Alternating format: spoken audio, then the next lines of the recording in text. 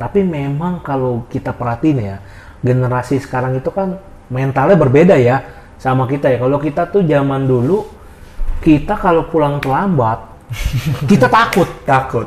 Ya kan? Karena nanti begitu nyampe pintu rumah, wah udah ada tuh entar rotan lah ya kan, dijepret karet lah, sabuk dan lain-lain. Kita merasa bersalah ya kan, kita takut.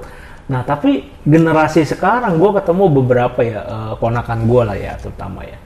Gue liat mereka kalau digituin malah kabur bro.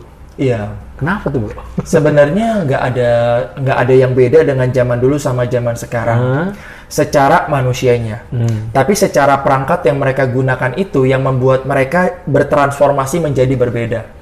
Misalnya contoh, mereka kebanyakan lihat handphone.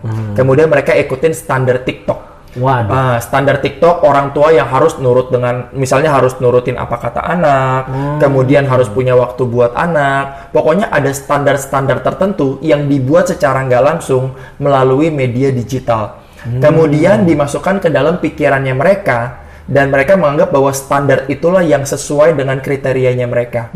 Jadi kalau nggak sesuai, maka mereka bisa berpikir hal yang sebaliknya. Kemudian juga zaman dulu nggak ada kecanduan handphone. Nah, zaman dulu semua ketika pulang sekolah, kalau nggak bantu orang tua, tanggung jawab, mungkin main keluar rumah, dan cenderung mereka nggak ada tuh yang namanya masuk kamar main handphone seharian. Nah, jadi faktor informasi dari digital itu mempengaruhi mindsetnya anak. Pengaruh kecanduan handphone mempengaruhi mindsetnya anak. Dan juga yang ketiga bro, zaman dulu orang tua itu sibuk kerja, betul nggak? Betul. Nggak ada yang namanya anak bangun mau makan diambilin. Tidur ditemenin, mau mandi diambilin, siapin seragam disiapin, mau siapin buku disiapin, nggak ada. Semua kerjain sendiri. Jadi zaman dulu nggak ada orang tua yang terlalu memanjakan anak. Zaman sekarang banyak banget orang tua tuh yang nggak tegaan. Kasihan anaknya udah pulang sekolah, udah capek, akhirnya dimanjakan.